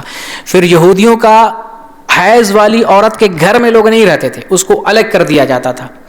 پھر اللہ تعالیٰ نے قرآن کی جب آیت نازل کیا اور عورتوں کے جو مسائل بیان کیا اور رسول اللہ صلی اللہ علیہ وسلم نے جب احکام بتائے تو یہودیوں نے کیا کہا کہ یہ کیسا آدمی ہے کہ جو ہماری شریعت میں ہے یہ سب کی مخالفت کرتا جا رہا ہے، سب کی مخالفت کرتا جا رہا ہے۔ یہ وہی چیز ہے جو بریلوی لوگ اہل حدیث کے بارے میں کہتے ہیں، یہ کیسا بندہ ہے یار، ہر چیز کو بدعت، ہر چیز کو بدعت، ہر چیز کو شرک لگا رکھا ہے۔ ہر چیز کو ہم شرک بدعت نہیں کہتے، جس کو اللہ اور اس کے رسول نے شرک کہا ہے یا جس کو اللہ اور اس کے رسول نے بدعت کہا ہم اسی کو شرک اور بدعت کہتے ہیں۔ اور یہ ہمارے رسول اللہ صلی اللہ علیہ وسلم نے بھی ایسے بتایا ہے، اور یہی بلیم رسول کو بھی کیا ہے، یہودیوں نے کیا کہ ایک ایسا آدمی ہے جو بھی ہماری شریعت میں ہے سب اس کا الٹا بتاتا ہے۔ تو بہرکیف حیض کی حالت میں عورتیں جو ہے نماز اور روزہ بعض چیزوں سے پرہیز رہتی ہیں، باقی بوس و کنار اس کے ساتھ رہنا، گھر میں رہنا، اس میں کوئی حرج کی بات نہیں ہے۔ یہ حیض کے مسائل تھے۔ حیض سے پاکی حاصل ہونے پر ایک نماز کا مسئلہ بھی ہم جان لیتے ہیں۔ جب عورت حیض سے پاک ہو تو نماز کیسے پڑھے گی؟ جس وقت پاک ہو رہی وہی نماز پڑھنا ہے یا دو نماز کو جمع کرنا جسے بعض علماء کہتے ہیں؟ تو قول پایا جاتا ہے۔ ایک قول یہ ہے کہ اگر عورت جیسے سورج ڈوبنے سے پہلے حیض سے پاک ہو رہی ہے تو ظہر اور عصر دونوں کی نماز پڑھے گی، اور اگر عورت فجر سے پہلے پاک ہو رہی ہے مغرب اور عشاء دونوں نماز پڑھے گی۔ علماء کا استدلال یہ ہے کہ کبھی کبھی مجبوری میں ایک نماز کو دوسرے ٹائم تک مؤخر کر سکتے ہیں نا۔ آپ سفر میں ہیں، ظہر کے ٹائم میں ظہر نہ پڑھ سکے تو کیا کریں گے؟ عبدالجبار صاحب سفر پہ ہیں، مدینہ جا رہے ہیں، ظہر کے وقت میں ظہر کی نماز نہ پڑھ سکے، نہ رک سکی گاڑی، تو کیا کریں گے؟ عصر کے وقت میں ظہر اور عصر دونوں پڑھ لیں گے۔ تو وہیں سے مسئلہ لیتے ہوئے اہل علم نے کہا ہے حیضہ کے لیے کہ اگر عورت جیسے سورج ڈوبنے سے پہلے پاک ہو رہی ہے تو مجبوری کے وقت جب دو نمازوں کو جمع کرنے کی گنجائش ہے تو ایسی صورت میں عورت ایسی استھتی میں ایسی صورت میں دو نمازوں کو جمع کرے گی۔ فجر سے پہلے پاک ہو تو مغرب عشاء دونوں جمع کرے گی۔ لیکن شیخ ابن عثیمین اور بعض دیگر علماء کا کہنا کہ نہیں، جس وقت پاک ہو رہی ہے اسی وقت کی نماز وہ ادا کرے گی۔ جس پر بھی عورت عمل کرے حرج نہیں ہے، گنجائش ہے اس میں، لیکن اگر دو نمازوں کو اکٹھا کر لیتی تو الحمدللہ اس کو زیادہ ثواب ملے گا۔ اب آتے ہیں نفاس کی طرف۔ نفاس کا مسئلہ جانتے ہیں۔ نفاس کیا ہے؟ تین قسم کے خون میں نے آپ کو بتایا۔ ایک خون ہے نفاس کا۔ نفاس کا خون ولادت کی وجہ سے جو خون جاری ہوتا ہے عورت کے اگلے حصے سے اسے نفاس کا خون کہتے ہیں۔ نفاس کا خون کم سے کم کتنا آئے گا اس کی کوئی تحدید نہیں ہے، لیکن زیادہ سے زیادہ کتنا ہونا چاہیے اس سلسلے میں اکثر علماء کا یہ قول ہے کہ زیادہ سے زیادہ 40 دن تک نفاس کا اعتبار کیا جائے گا، کیونکہ اس سلسلے میں دلیل ملتی ہے ابن ماجہ میں حدیث ہے 648 نمبر کی، جسے شیخ البانی نے ارواء الغلیل کے اندر حسن قرار دیا ہے۔ ام سلمہ رضی اللہ تعالیٰ عنہ بیان کرتی ہیں کانت النفساء علی عہد النبی صلی اللہ علیہ وسلم تجلس 40 یوما، کہ رسول اللہ صلی اللہ علیہ وسلم کے زمانے میں نفاس والی عورتیں 40 دن تک بیٹھتی، 40 دن انتظار کرتی، یعنی 40 دن نماز نہیں پڑھتی، اس کے بعد نماز پڑھتی۔ تو نفاس کے لیے کم سے کم کوئی بدعت نہیں ہے، جب عورت خون آنے سے پاک ہو جائے، خون آتے آتے بند ہو جائے، عورت اب غسل کر کے نماز شروع کر سکتی ہے، لیکن کب تک انتظار کرے گی؟ اگر کنٹینیو آتے رہے تو 40 دن تک۔ اگر 40 کے بعد بھی خون آئے تو اس کا اعتبار نہیں کیا جائے گا، 40 کے بعد غسل کر کے عورت نماز پڑھ سکتی ہے۔ اس لیے مسئلہ ہمیں یہ معلوم ہوا کہ کم کے لیے کوئی تحدید نہیں نفاس میں، زیادہ کی تحدید ہے۔ زیادہ سے زیادہ عورت 40 دن تک نفاس کا انتظار کرے گی، 40 دن تک جو ہے اسے پاک ہو جانا، 40 دن کے بعد غسل کر کے نماز پڑھ لینا ہے۔ لیکن یہ بھی سمجھ لیں، بہت ساری عورتیں سمجھتی 40 دن ہر حال میں گزارنا ہے، نہیں، خون بند ہونے کے بعد بھی عورتیں 40 دن تک بیٹھی رہتی ہیں، یہ بڑی بھول ہے، شریعت کا مسئلہ نہ جاننا ہے۔ عورت سے اگر خون آنا بند ہو جائے 10 دن پہ، مثال کے طور پہ نفاس کا خون بند ہو جائے، اب اسے غسل کر کے نماز پڑھنے لگ جانا ہے. اس لیے بتایا نا کہ یہ خون کے مسئلے میں عورتوں میں بہت بڑی غفلتیں ہیں، اور مرد بھی یہ سارے مسائل نہیں جانتے ہیں، تو اپنی عورتوں کو یہ چیزیں نہیں بتاتے ہیں. تو عورت کو خون آنا اگر پہلے بند ہو جائے تو غسل کر کے نماز کی ابتدا کر دے گی، لیکن اگر خون کنٹینیو رہے 40 دن تک آئے تو 40 دن کے بعد غسل کر کے وہ نماز کی پابندی کرے گی. 40 دن کے بعد آئے تو نفاس نہیں مانا جائے گا. ایک دوسرا مسئلہ یہ بھی سمجھ لیں، بسا اوقات عورتوں کا حمل گر جاتا ہے، پیٹ میں حمل ہوتا ہے، بچہ ہوتا ہے، گر جاتا ہے، اس وقت بھی خون جو ہے جاری ہوتا ہے، یا جو ہے کبھی کبھی آپریشن کرنا پڑتا ہے کسی مجبوری کی وجہ سے، تو اس وقت خون جاری ہوتا ہے. تو ایسے خون کا کیا حکم ہے؟ ایسے خون کا اگر بچہ گرتا ہے 4 مہینے کے بعد، اگر بچہ گرتا ہے اور اگر خون جاری ہوتا ہے تو نفاس کا حکم اس پر لگے گا، اور جو حکم میں نے بتایا وہ حکم اس پر نافذ کیا جائے گا 4 مہینے کے بعد. کیوں؟ اس لیے کہ 4 مہینے کے بعد پیٹ کے اندر بچہ پوری طرح تیار ہو جاتا ہے، ہاتھ پیر ناک کان پوری خلقت تیار ہو جاتی.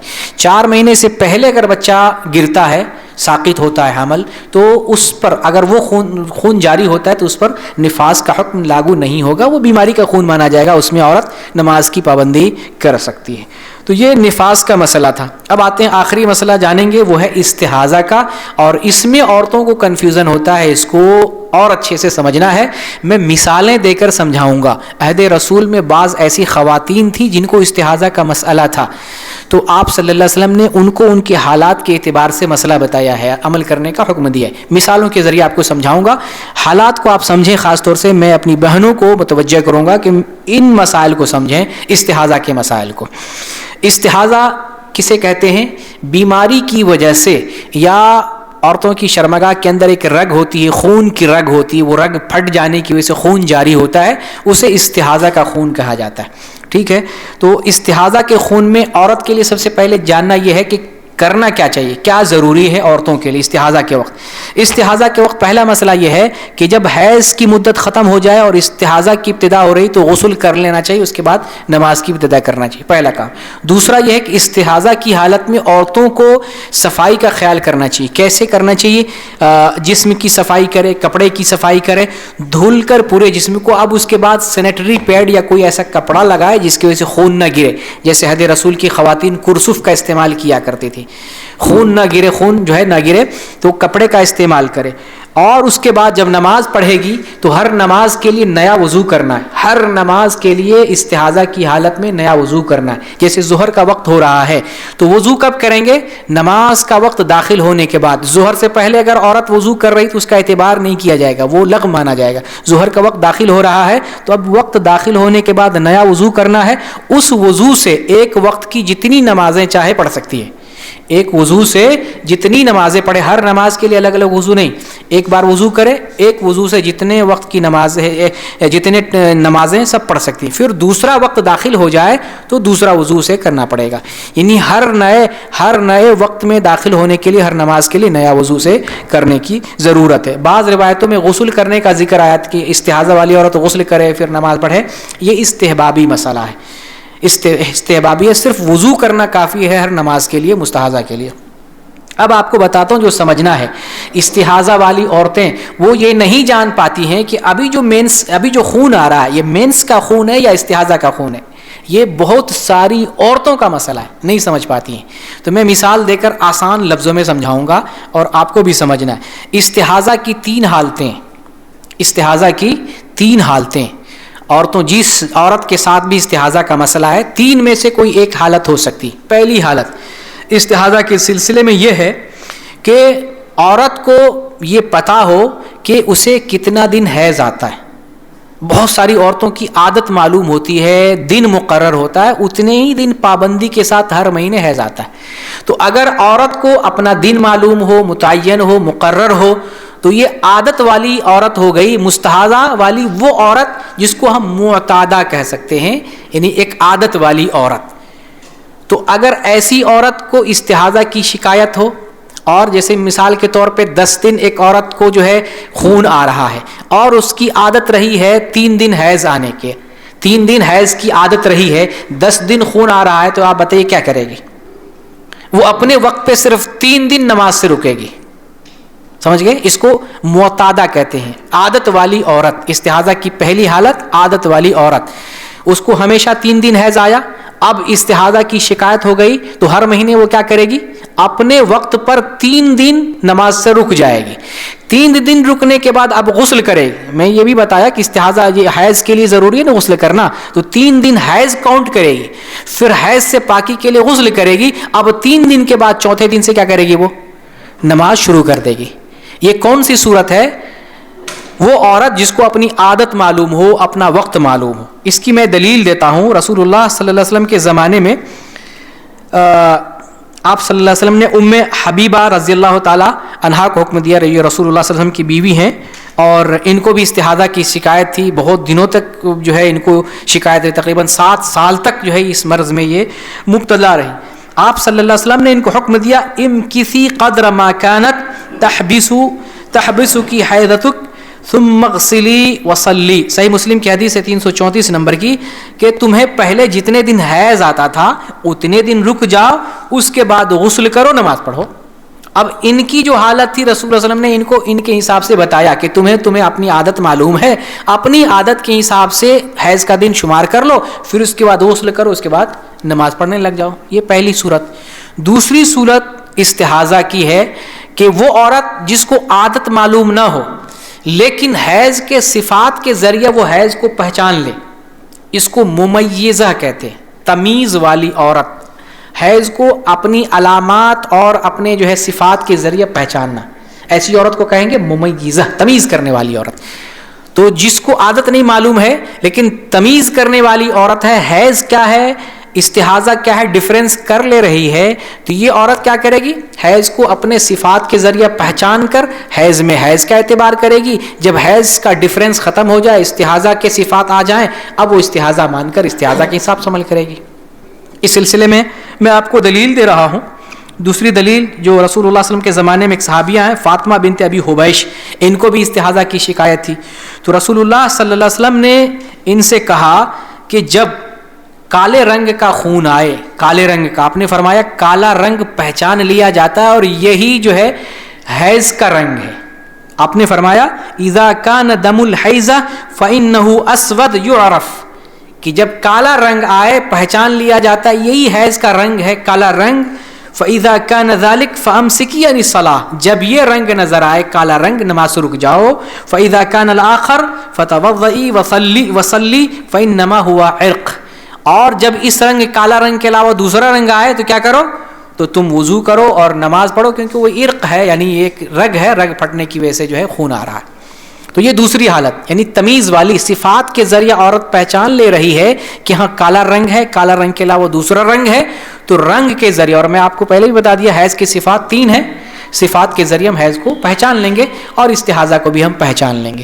تو استحاضہ کی دوسری صورت کیا ہے کہ وہ عورت جو حیض کو اپنے صفات کے ذریعے پہچان کر حیض میں تمیز کرے. حیض استحاضہ سے متعلق تیسری اور آخری صورت ہے وہ عورت جس کو عادت بھی معلوم نہیں ہے، جس کو علامت کے ذریعے بھی وہ نہیں پہچان سکتی، تمیز بھی نہیں کر سکتی ہے، تو غالب احوال والی، غالب پر عمل کرے، غالب احوال پر. یعنی حیض کے غالب احوال کیا ہوتے ہیں؟ جنرلی کتنے دن حیض ہوتے ہیں؟ 6 یا 7 دن ہوتے ہیں، ابھی آپ کو دلیل دیا تھا. تو وہ غالب احوال پر عمل کرے، 6 یا 7 دن کاؤنٹ کرے حیض کے لیے، باقی مہینے میں 23 دن یا 24 دن وہ نماز پڑھے. اس سلسلے میں جو ہے آپ صلی اللہ علیہ وسلم نے ایک خاتون کو حکم بھی دیا تھا، حمنہ بنت جہش، یہ رسول اللہ صلی اللہ علیہ وسلم کی بیوی کی بہن حمنہ بنت جہش، ان کو بھی استحاضہ کی شکایت تھی. تو آپ صلی اللہ علیہ وسلم نے ان سے کہا تھا کہ اللہ کے علم کے مطابق تم 6 یا 7 دن حیض کے گزارو، پھر اس کے بعد غسل کرو، اس کے بعد نماز کی پابندی کرو، یعنی مہینے میں 23 یا 24 دن تو نماز پڑھو. تو جن عورتوں کو عادت معلوم نہیں یا جن عورتوں کو صفات کی تمیز نہیں ہے، تو ایسی عورت غالب احوال پر 6 یا 7 دن کا اعتبار کر کے، پھر جو ہے 6 یا 7 دن کا اعتبار کر کے حیض گزرا، اس کے بعد جو ہے نماز کا اہتمام کرے گی. اس کو کیسے سمجھیں گے؟ اس کو تھوڑا سا جملے میں آپ ایسے سمجھیں کہ جیسے مان لیجیے غالب احوال والی کوئی عورت ہے، تو اس کو پورے مہینے کنٹینیو استحاضہ آ رہا ہے، خون آ رہا ہے، تو جن دنوں میں جو ہے غالب احوال میں حیض آ سکتا ہے تو 6 دن یا 7 دن حیض شمار کرے، پھر اس کے بعد ضروری ہے غسل کرے اور اس کے بعد وہ نماز کی پابندی کرے، ہر نماز کے لیے وہ وضو کرتی رہے۔ تو یہ جو ہے چند مسائل تھے حیض، نفاس اور استحاضہ سے متعلق۔ اللہ رب العالمین سے دعا ہے اللہ تعالیٰ ہمارے ایمان کی اصلاح فرما دے، عمل کی کمزوریوں کو دور فرما دے، اللہ تعالیٰ ہمارے احوال درست فرما دے۔ پاکستان میں آج یوم آزادی ہے، پاکستان کے مسلمانوں کو برائیوں سے سب مسلمانوں کو آزاد کر دے۔ کل ہندوستان میں بھی یوم آزادی ہے، اللہ تعالیٰ دونوں ملک کے مسلمانوں کی حفاظت فرما، دونوں ملک میں امن و امان ہو، ہمارے دل کو آباد فرما اور اللہ تعالیٰ ہماری اصلاح فرمائے، جب تک زندہ رکھے اللہ ہمیں اسلام پر زندہ رکھ، اور جب ہمارا خاتمہ ہو تو ایمان پر خاتمہ ہو۔ آمین وآخر دعوانا ان الحمدللہ رب العالمین۔ جی مسئلہ کلیئر ہے، اس میں کوئی ڈاؤٹ نہیں ہے؟ جی جی جی جی جی جی جی جی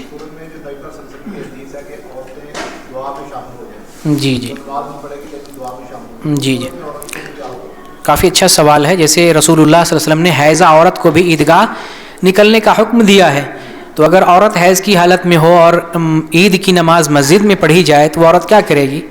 تو ایسی عورت مسجد میں بہرکیف نہیں جائے گی۔ حیض کی حالت میں عورتوں کے لیے مسجد میں ٹھہرنا اور وہاں بیٹھنا منع ہے۔ مسجد سے باہر ہوتے ہوئے گیٹ سے باہر سیڑھی پہ مسجد کی باؤنڈری میں جو ہے صحن میں مسجد کے ایریے کے باہر اگر بیٹھتی ہے، لاؤڈ اسپیکر لگا ہوا رہتا ہے، میک ہر جگہ ہے الحمدللہ، اب چپکے کوئی کام ہی نہیں ہوتا ہے، ایک جلسہ ہوتا ہے پورے گاؤں میں جو ہے لاؤڈ اسپیکر لگایا جاتا ہے، تو مسجد میں بھی میک لگا رہا ہوتا ہے۔ مسجد کے باؤنڈری سے یعنی مسجد کا جو گیٹ ہے اس گیٹ سے باہر کہیں ٹھہر سکتی ہے، اس میں کوئی حرج نہیں۔ مسجد کے گیٹ کے اندر داخل ہو کر مسجد میں نہیں بیٹھنا چاہیے، مسجد کے گیٹ سے باہر کسی بھی جگہ وہ بیٹھ سکتی ہے۔ جی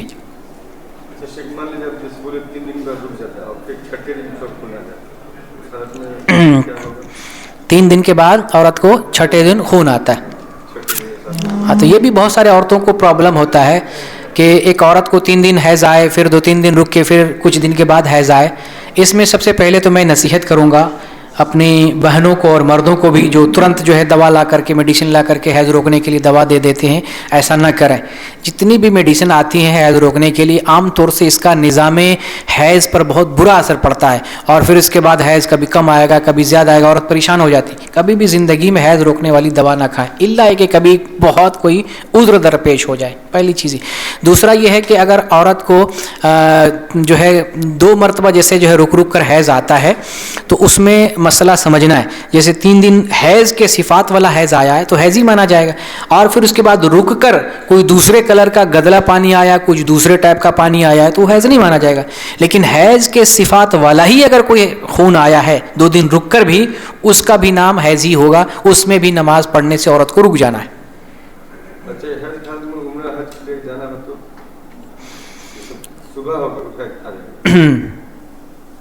تو اس میں ایک مسئلہ یہ ہے کہ ایک عورت کو سب سے شروع سے پہلے بات کو سمجھے، ایک عورت کو عمرہ پہ جانا ہے اور حیض آنے کا وقت ہو رہا ہے، وہ کیا کرے؟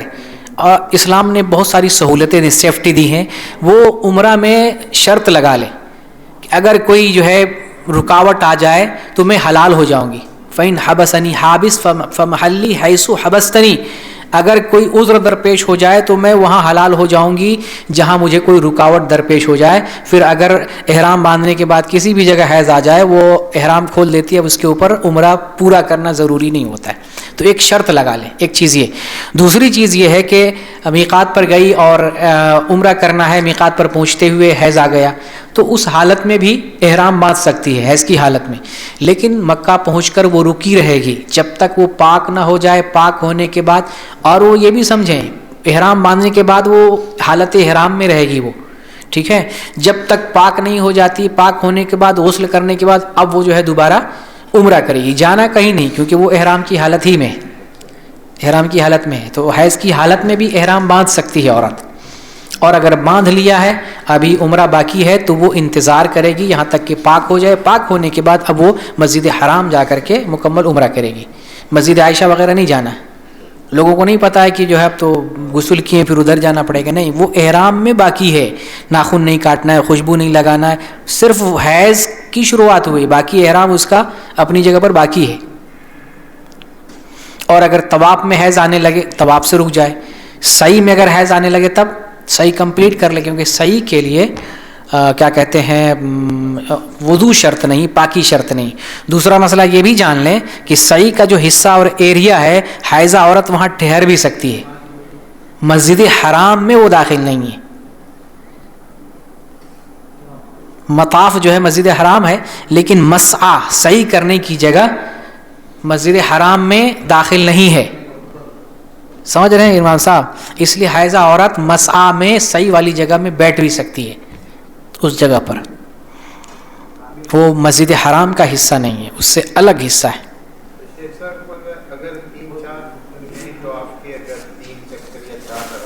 جی, تو مکمل طواف کرنا, کیونکہ فترہ طویل ہو گیا. جب آپ طواف کر رہے تھے کچھ حصہ طواف کیا, جیسے آپ کا وضو ٹوٹ گیا, اب وضو بنا کر کے آ رہے ہیں, جو ہے بہت دیر کے بعد آ رہے ہیں, زیادہ گیپ ہو جائے تو اجر نو کرنا. فوراً آ رہے ہیں تو وہ آپ کا باقی رہے گا, زیادہ گیپ نہیں ہونا چاہیے. عبدالجبار صاحب کوئی سوال نہیں آپ کے پاس؟ جی جی جی بالکل بالکل, جو ہے یہ مسائل گھر میں, یعنی آپ جو ہے ہاں جی جی بالکل, یہ لیکچر جو ہے دے بھی سکتے ہیں, بلکہ میں اس میں مزید وضاحت کر دیتا کہ یہ وہ ٹاپک جو آج میں بتایا ہوں, آپ اپنے گھر میں اپنی بچیوں کو بتائیں کہ مسئلہ نہیں جاننے کی وجہ سے زندگی گزر رہی ہوتی ہے ناپاکی میں اور عبادت کی غفلت میں گزر رہی ہوتی. تو یہ چیز جیسے اگر مان لیجئے کہیں پر کنفیوژن ہے تو بچوں کو موٹے موٹے مسائل بتا سکتے ہیں, اور جو باریک مسئلے آپ اپنی اہلیہ کو بتائیں وہ اہلیہ اپنی بچیوں کو بتائیں. لیکن یہ بہت ضروری ہے کہ ہر گھر میں یہ مسئلہ بتایا جائے, کیونکہ حیض کی ابتدا سے شریعت کا عورت مکلف ہو رہی ہے, لڑکی مکلف ہو رہی ہے. اور ایک لڑکی جو ہے 20 سال کی ہوگی, 25 سال کی حیض کے مسائل پتہ ہی نہیں. جو مائیں بہنیں ہوتی ہیں ان کو پتہ نہیں ہے, جو لڑکیاں بالغ ہو رہی ہیں بالغ ہونے کے کئی سال کے بعد تک حیض کے مسائل پتہ نہیں رہتے ہیں. پاکی کسے کہتے ہیں, ناپاکی کسے کہتے ہیں, کیسے ہم اپنے آپ کو پاک سمجھیں گے, طہر کیسے سمجھیں گے, غسل کب کرنا ہے, یہ سارے مسائل نہیں جانتے. جی جی جی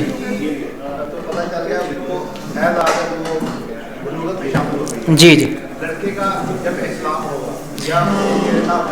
جی کئی چیزیں, صرف حیض سے ہی لڑکی بالغ نہیں ہوتی. اگر زیر ناف آ جائے, اگر خواب مطلب احتلام ہونے لگے, علامت جو بھی بلوغت کی ہے, جو بھی علامت پہلے ظاہر ہو جائے بلوغت مانی جائے گی.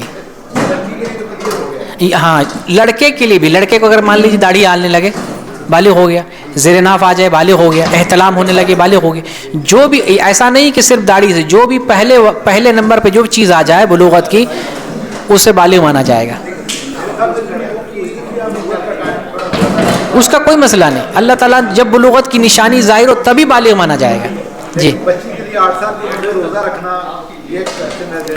ہاں جی جی بالکل ایسا ہی, انشاءاللہ اس پر خیر رکھتے ہیں.